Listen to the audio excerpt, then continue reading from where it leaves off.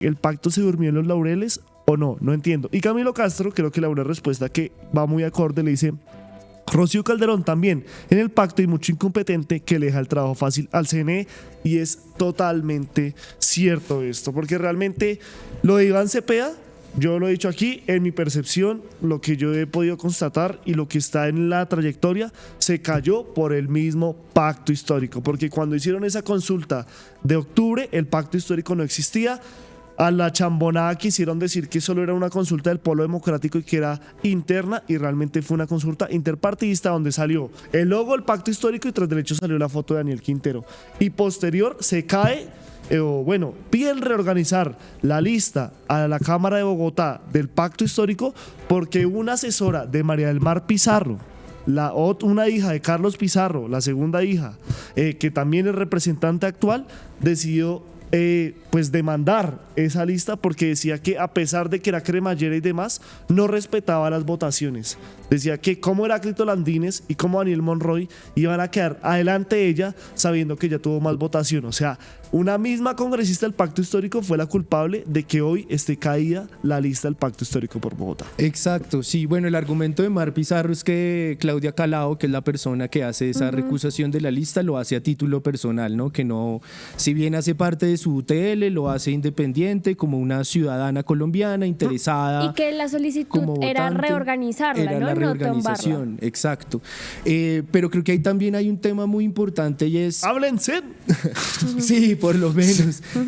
Cómo el Centro Nacional Electoral ha estado en la capacidad de pescar en río revuelto, claro, y de aprovechar esta zona gris, porque sí, lo que usted dice tiene razón. Finalmente, en la consulta de octubre estaba una zona gris en la que no se sabía, o en la que sabíamos que el pacto histórico para ese momento no había estado formalmente como movimiento político, como partido político, pero sí lo que había era una intención manifiesta del CNE en decir: sí que vamos a aprobar eso, no lo vamos a hacer ahora, pero sí que va a llegar. Y el pacto histórico erróneamente funciona con la hipótesis de que sí, finalmente le van a dar ese reconocimiento. Y también porque pues se retrasa actuar. ese reconocimiento, Pedro. Porque redactan malos estatutos. Sí, bueno. Y ellos dicen: vamos a ir con todos nuestros militantes a una asamblea, es que se llama, ¿no? Sí, fue una y asamblea. luego dicen: ay, no podemos ir con la mayoría de nuestros militantes porque son muchos, o sea, ni siquiera caben en 3 estadios el Campín, o sea, no había sitio para ponerlos, en el Simón Bolívar tampoco cabían, entonces vamos a hacer con representantes, y eso hizo que se retrasara, eso hizo que el pacto histórico no fuera partido para el 8 de octubre, ¿sí fue el 8 de octubre? Fue el 8 de octubre, no, sí, el 26 de octubre. El 26 de octubre, y desencadenó todo esto, o sea, realmente el pacto histórico también es una desorganización, y por eso es que hemos visto que Isabel Zuleta culpa a Gloria Flores, que es la presidenta del partido, y se echan la pelota entre unos y otros y realmente no hacen esos cálculos, porque me acuerdo Jorge Rojas, el fugaz director del DAPRE, también decía: lo mejor es no hacer esa consulta de octubre, lo mejor es medirse en esta consulta con la derecha y demás para dar el golpe sobre la mesa. Sí, exacto. Sí, viendo las cosas desde el retrovisor, lo mejor habría sido aplazar la cosa hasta el 8 de marzo, ya con el pacto histórico funcional y burocráticamente funcionando como movimiento, como partido político, pero creo que también nos está quedando sobre la mesa una influencia y una injerencia bastante, como usted lo decía hace un rato, que huele muy mal, que es muy apestosa, de la oposición política sobre el CNE. Ayer me hizo muchísimo ruido el video que publicó Catherine Miranda, vanagloriándose, celebrando la decisión del Consejo Nacional Electoral, porque por supuesto ya fue una de las demandantes, fue la que movilizó hartísimo el tema. Estaba en primera fila ayer. Estaba en primera fila y haciendo un video vanagloriándose, insisto, sobre el tema, a sus espaldas con los logos del Consejo Nacional Electoral, como mostrando, ¿no?, que no solamente le había dado un golpe a la izquierda, sino que había sido gracias a la injerencia abierta que había tenido en esa institución. Lo mismo Cadavid y lo mismo muchos otros representantes de la oposición, sean del Partido Verde y la derecha vergonzante, o sea del uribismo más radical. Es evidente que, sea cual sea el resultado de lo que pase ahora, una de las tareas de las fuerzas políticas alternativas, sobre todo del progresismo, debe ser impulsar una reforma política decente, no como la que se hundió en la legislatura que está a punto de terminar, que era una vergüenza, sino una reforma política que tenga en cuenta este tipo de cosas y en la que un órgano que toma decisiones tan importantes para las elecciones como el CNE, pues esté blindado de ese tipo de injerencias de coyuntura. Pero no solo para la izquierda, o sea, yo creo que para todas las orillas políticas es evidente que el CNE es algo fallido, claro. O sea, realmente...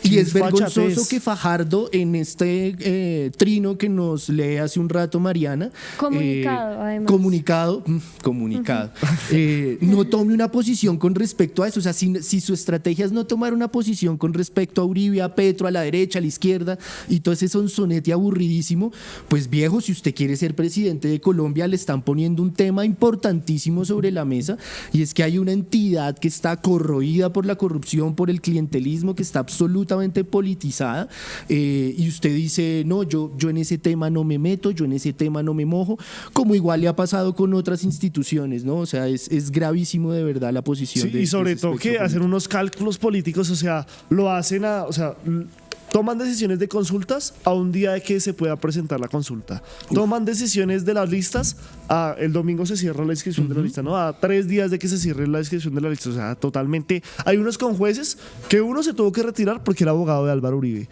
Y otro que fue el que terminó tomando la decisión que hizo que revocaran a Iván Cepeda, a pesar de que, lo que les digo, para mí jurídicamente estaba... pues más que comprobado cuáles tenía relaciones con Abelardo Esprilla. Sí, Hablamos de un Álvaro Herrán Prada que está en un tema de malversación de testigos, de fraude procesal por el caso de Álvaro Uribe Vélez. Estamos hablando de que antes estaba César Lorduy, que es de Cambio Radical, que está señalado de haber matado a una muchacha hace muchos años aquí en Bogotá. Benjamín Ortiz del Partido Liberal, Altus Vaquero también, que sí, que no. O sea, realmente esa reforma política, a pesar de la orilla que usted sea, tiene que hacerse. Y lo de Catherine Miranda también. Oiga, o sea, es que ya... O sea, sin miedo, sin máscara, ¿no? O sea, de una. O sea, problema. Yo digo, ni siquiera se fue por la lista a la Cámara por Bogotá, que es... ¿Ella va al Senado o para...? Ella va a la Cámara. Ella es cabeza de lista de la Cámara. O sea, ni siquiera se votó directo por su inmediato contendor, sino... Vamos a quitarles la presidencia como sea, y habla también del tema de que se van a embolsillar 2 veces, pero no habla de que la derecha aumentó la reposición de votos y la derecha y Claudia López y demás pues van a utilizar también esta consulta para llenarse los bolsillos para la campaña, así como lo iba a hacer también el pacto histórico, hay que decirlo, pero eso se aumentó mucho y realmente ese Consejo Nacional Electoral para unos sí, para otros no, y ahorita les voy a dar un caso con el de Polo Polo que deja en evidencia cómo para algunos sí fallan y para otros no, incluso dentro de la misma orilla política. Tenemos una encuesta en el chat para que ustedes vayan dejando su opinión sobre todo este tema, y la pregunta es: ¿debe realizarse la consulta del Frente por la Vida? Y la primera respuesta es no, todos deben adherirse a Cepeda, es decir, apoyar la campaña de Cepeda en primera vuelta. La segunda opción es sí, progresismo va a la consulta, y la tercera no sabe, no responde. Algo que me parece importante que están comentando aquí en el chat es: ¿vamos todos a votar en blanco en la consulta o vamos todos a votar por Iván Cepeda en la consulta así no participe? Y hay que dejar claridad de una cosa, y es: primero, en el comunicado de Iván Cepeda él aclara y le dice a la registraduría que no puede usar ni su foto, ni el logo del pacto histórico, ni ningún logo semejante o algo que haga referencia o lo pueda vincular a él con esa consulta. Y al pacto histórico. Lo otro es en estas consultas no hay voto en blanco, no hay opción de voto en blanco. Es decir, cuando usted pide el tarjetón de la consulta, solo le aparecen los candidatos que participan de esa consulta, y por eso un poco es este tarjetón voluntario, ¿no? Porque no lo están obligando a votar por esa consulta, sino que es una elección voluntaria, elegir por cuál consulta usted quiere como participar, y ahí es donde están los candidatos, pero en esa no hay opción en blanco. Eso me parecía importante aclararlo. Totalmente, porque desde el propio nombre de la consulta, el del Frente por la Vida o Pacto por la Vida, bueno, era Frente por la Vida, pero también, digamos, en algunos sectores se le denominaba Pacto por la Vida, es una marca total del petrismo puro, el disputar el sentido de la vida, de lo vital, etcétera. Colombia, potencia mundial. Ajá, e incluso el logo que se estaba moviendo por ahí en redes y en algunas comunicaciones del Frente por la Vida era con los colores del pacto histórico, era con una tipografía muy parecida a la del pacto histórico, así que creo que en parte ese comunicado de Iván Cepeda, también cayendo un poco en cuenta del error que usted mencionaba ahorita, y es en el tarjetón de la consulta, que salía Quintero Calle, que salía el logo del pacto histórico, etcétera, pues tiene que subsanar si no puede ocurrir en esta ocasión. Y creo también que en este momento, en el mes y monedas que queda para el 8 de marzo, para las elecciones al Congreso, el pacto histórico y sobre todo Iván Cepeda deberían concentrarse en hacer el llamado a la votación a las listas del Congreso. Sea como sea que se tengan que reorganizar, sea como sea que vayan a salir, pero creo que si ellos intentan dar un golpe de opinión duro sobre esa votación y no perder el impulso que traía Iván Cepeda en su campaña, el llamado es: quieren votar por mí, no van a poder, pero sí pueden votar por el pacto histórico. Bueno, ahí también hay que hacer cierta claridad, porque puede que tampoco puedan votar por el pacto histórico, ¿no?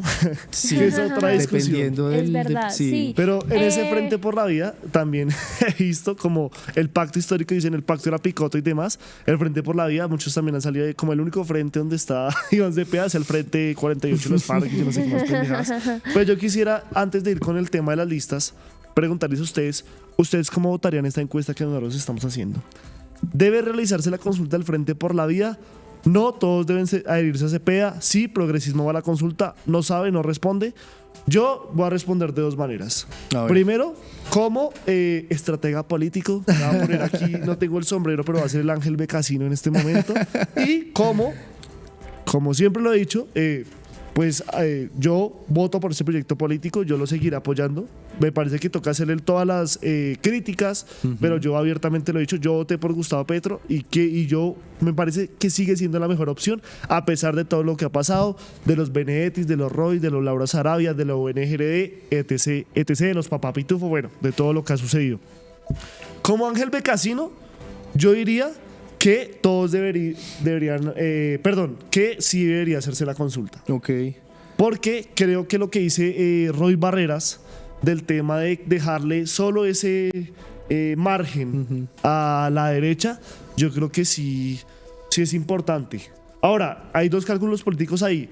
Si uno se retira y la derecha le va muy mal y uno dice, vea, la consulta realmente sin la izquierda se cayeron, y esa gran consulta por la vida que ayer también se radicó y que pasó desapercibido, paila, igual que la de Claudia López, y la otra es como, no, eso le puede hacer que lleguen divididos a la primera vuelta. Y como ferviente seguidor, como seguidor de ese proyecto político, yo diría que si todos se tendrían que adherir a Iván Cepeda, ya que hubo una medición anterior. Ahora quiero escucharlos a ustedes. Y Becasino estaría de acuerdo con usted, ¿no? Porque ahora está con Roy Barreras. Es uno de su Dream Team. Que, o sea, vaya, qué presupuesto, qué chequera la que tiene Roy Barreras con Becasino. Y usted no está en el programa, pero eso se dio casualmente cuando estaba en duda que Iván Cepeda fuera a la consulta, que dijo como, uy, bueno, ya estaba Becasino, pero llamó a Vendrell y llamó a otros personajes para engrosar más su estrategia política.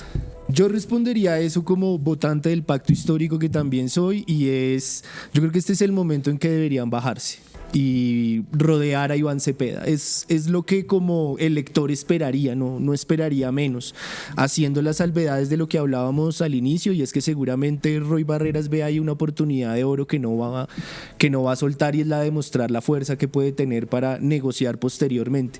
Creo que podría pasar algo ahí, y es que la campaña de Cepeda o el propio Iván Cepeda le propongan algo desde este mismo momento a Roy Barreras: una vicepresidencia, ser un superministro, alguna cosa de esas.